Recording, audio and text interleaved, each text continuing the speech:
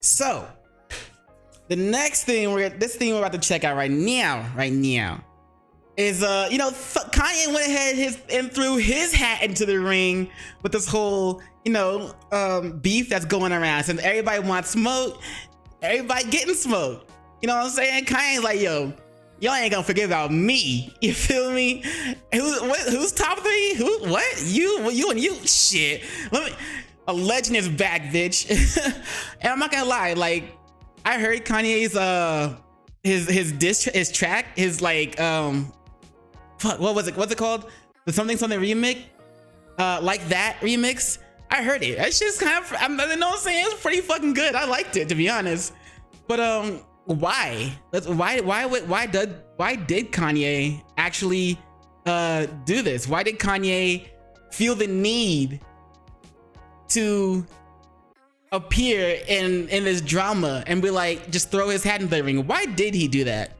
Well, I think it's just because he's like, hey, y'all need to remember who the fucking goats are. But let's find out. Let's check this out. Check out this video by Fantastic Hip Hop called "Why Kanye Dropped a Drake and J. Cole Diss Track." Because on the track he is with Metro Boomin, and I think, no, not Future. Oh shit, I forgot who he's with. Fuck, I have to go back and look at it. But yeah, let's get into this. No, Ty Dolla $ign and Metro Boomin, if I remember correctly. But let's check this out. As always, links to everything will be in the description below. So, well, yeah. As Kanye West just came back out of hiding to team up with Future and Metro Boomin on a remix of their chart-topping song Like That, it's clear that after Drake tried to shut down Future and Metro from being able to do just about anything on his diss track Push-Ups, this duo has pulled out arguably their craziest card yet, as both behind the boards and in the booth. Kanye is right alongside them attacking Drake, and when it comes to his performance here, as Ye has taken a different approach than any other rapper against Drake has so far. It's clear that what Ye just did is going to change Drake's strategy in this feud going forward, as what he says here is pretty insane.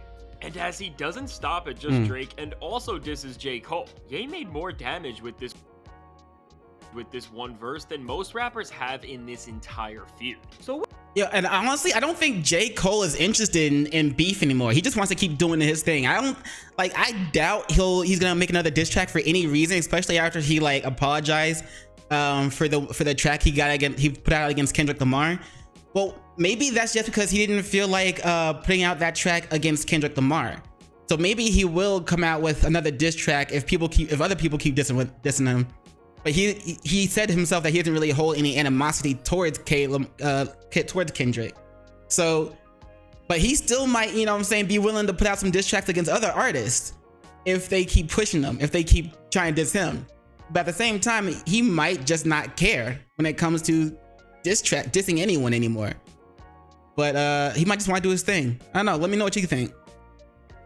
With this new Kanye West version of Like That, while most remixes just ride out the success of the original song and just add another verse or two from some high-profile names, this remix completely revamps the record in a way where it doesn't just feel like a reinterpretation of the track, but it really feels like a sequel in its entirety, as from start to finish. This cut builds on the original version but feels more grandiose and intense than it did, which is really saying a lot considering how insane of a moment that it was. So with this remix, as Kanye West is the guy who takes the creative lead here, the track takes the DNA of what Future and Metro laid out and, in typical Ye fashion, ramps things up in the most unforeseen and unpredictable ways possible.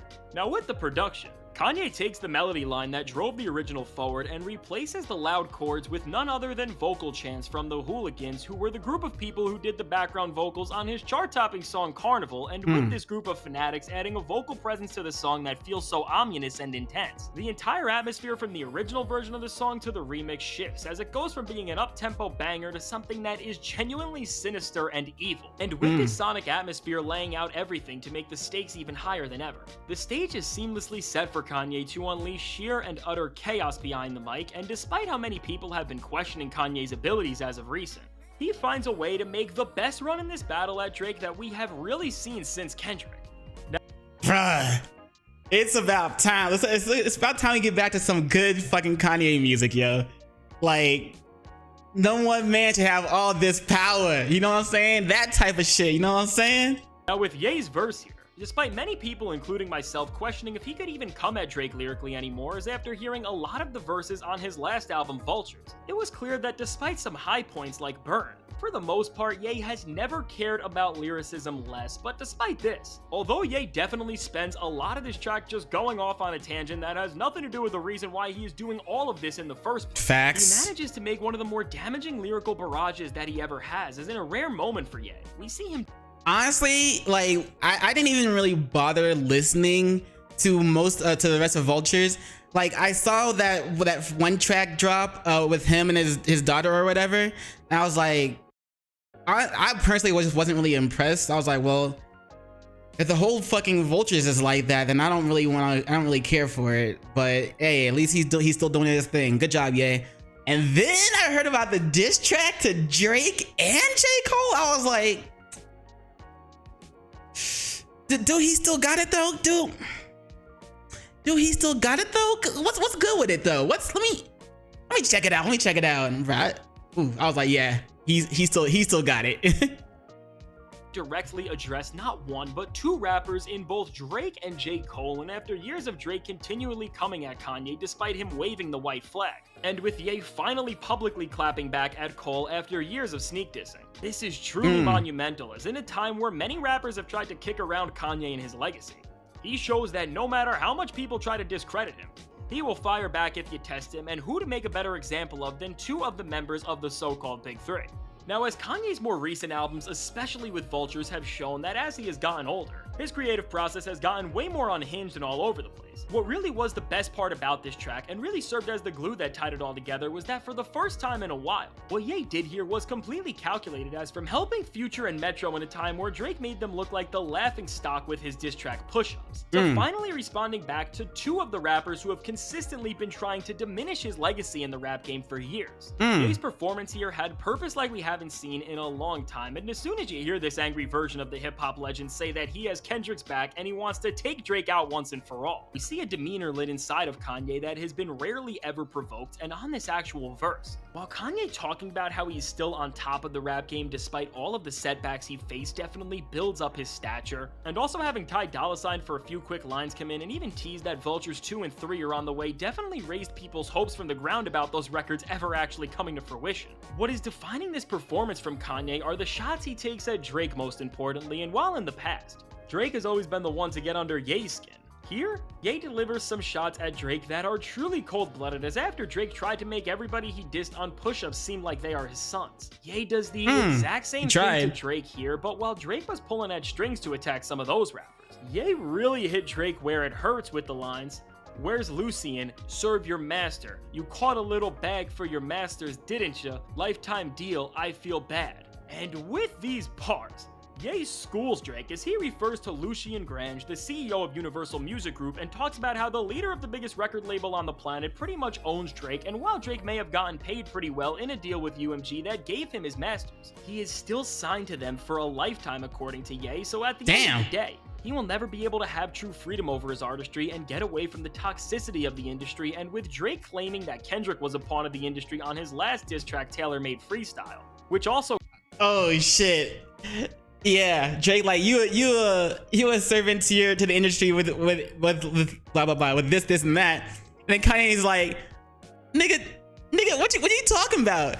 You are a lifetime servant to the industry, like bro, that's they got your soul, nigga, like they got you for life. Also hold up. I do like this car though. I do like that shit. Was that a Rolls Royce? Yeah, I like that shit. Not gonna lie. Is it a Rolls? It might not be. No, actually, I don't think it is. I'm not good with cars. I just know I love Rolls Royces though. Never be able to have true freedom over his artistry and get away from the toxicity of the industry, and with Drake claiming that Kendrick was a pawn of the industry on his last diss track, Tailor-Made Freestyle, which also came right after he clowned Kendrick's record deal on Push-Ups. This couldn't have came at a better moment, as Ye reminds all of us that at the end of the day, Drake is forever intertwined with the corporate machine that is the music industry in a way that only few artists are, and with this coming from Ye, who is independent now, Drake really has nothing to say against him, as all of Ye's projects are now reaping him 100% of the profits before they go to anybody else. Now topping yeah, you can't he has nothing to say. He has nothing to fire back in that regard because Kanye got all his shit. He's making all his money. But I hope this guy mentions the part of the track where because this part he just went over. Lifetime deal for bad for niggas. I just want to see if he's gonna mention this part. So out of mind, I can't even think of a Drake line. Play J. Cole, get the pussy dry. Like, damn. Play shit back 130 times. You know, y'all know, well, y'all may not know, but I am a J. Cole fan. But damn, bro, like Kanye. I'm more of a J. Cole fan than I am a Drake fan. But like Kanye is doing it. Kanye went in, bro. I gotta give him his props too. And I'm more of an older Kanye fan than I am, you know, a J. Cole fan, like with Kanye's older shit. But let's go. This off. It's looking bad for J. Cole. Can't think of a Drake line to close out his verse, which is just a way of really trolling him. But after Ye is done with Drake, he comes at J. Cole saying that if you play his music, you will get no girls in the funniest way he possibly could have said this. And with Cole dissing Ye on tracks like False Prophets and even Middle Child, it's only been a matter of time before he officially fired. I don't remember Cole dissing Ye and Middle Child. Damn, that was one of my favorite songs. That's one of my favorite songs too. Shit. I mean, I get no wonder he mentioned earlier how Kanye just never really said anything while while Cole was doing a bunch of like sneak disses every now and then. But Kanye just never really said anything about it. But shit, now he's saying shit. Back at Cole and with this one line. While this isn't mind-bending, Ye does a good job of humiliating Cole, very similar to the way Drake mocked Metro with just a single line on push-ups, and with this being another stray that J. Cole has taken ever since bowing out of this battle. All it does is continue to damage his reputation to the hip-hop world at large. So while Kanye only gets— I mean, that may be true, but personally, I'm still gonna be a J. Cole fan. That's just because I like the style of his music, and I get being like, man, this fucking feud, this battle rap shit, I ain't really worried about it. I'm here to make music for the longevity of music. And let's be real, battle rap is good for the moment. It doesn't really have longevity as much as a good straight up record can have. Yeah, people can still talk about how Nas and Ether battled, you know what I'm saying? But then how many people are talking about that versus how many people are talking about what Nas did, what Nas's complete track list, his catalog, and J. Cole's complete track list in his catalog. You know what I'm saying? And of course, with everybody's gonna keep remembering the heat between Biggie and Pac, whereas like not everybody will remember that Biggie never really had animosity toward Pac, and that song "Who Shot Ya" came out like, no, it came out after, you know, Pac was shot and shit the first time, but it was recorded months before then. So then it came out at a bad time, and Pac kind of took it as like shots towards him. But when it comes to battle rap versus just, you know, making good music for the longevity of music, in my opinion, a lot more people are going to focus on the good music that's just there for the longevity of it. The battle rap, that's good and all, but it's not as many people are going to focus on just that when it comes to a certain person's history in music. Now, I think a lot of people are still going to remember how Eminem made MGK leave rap. That's because the nigga like changed categories altogether after trying to fuck with one of the goats. You know what I'm saying? Like, you gotta chill. But yeah, I don't think J. Cole is really going to try to get back into the battle, throw his hat back in the ring. And if it does, people are gonna try talking shit about him again probably, or they can just use it against him. But I don't really see it necessary for him. You know what I'm saying? He's just good how he is. But if he does, I'm gonna listen to it. Drake and Cole a few bars on this track. They are delivered in a way where the impact is still much louder than most of everything else in this beef has been, as from Ye's stature in the rap game to just the fact that he pretty much never calls out another rapper in a track by name that he's beefing with. This is truly an insane moment for this beef, as if everything that went on with Cole bowing out and Kendrick and Drake going head to head wasn't insane enough. Now Kanye West has fully stepped into this ring in a way that he never has before in his career, and with Drake seemingly being bored right now as he awaits Kendrick to respond. Who knows that— Hey yo, by the way, can we remember that Drake was like, Drake's trying to be like, what's taking you so long? He put out one diss track, he put out one diss track against Kendrick, waited a week, and then put out another diss track saying, what's taking you so long? What's taking you so long? Drake, didn't you take 3 weeks after Kendrick's verse dropped? Like, shut your ass up. Like, come on, man. If you're gonna complain about what's taking him so long, you can't do shit. You can't take 3 weeks to come back with your fire. You know what I'm saying? You gotta at least give him 3 weeks. If it takes longer than that, then you can say what's taking you so long. Chill out though. He will react to not just having one, but his two biggest rivals ever dissing him at the same time. And if you didn't think this was enough, Metro Boomin may have one more chess move like this up his sleeve, as he liked to post hinting to the possible fact that maybe Pusha T will appear somewhere on one of his next songs. Oh shit! It's almost like some Avengers shit, where like at the end of an Avengers movie, you would see them getting ready to recruit another Avenger. But I want to know real quick, do you think we'll get a Kendrick Lamar and Kanye West track as just straight up this is Drake, like an entire fuck you Drake track by Kendrick Lamar and Kanye West? So all in all, Kanye West definitely gets a point for this insane flip of Like That, and for the powerful disses he threw at Drake that, although short in length, definitely say everything that they need to regardless.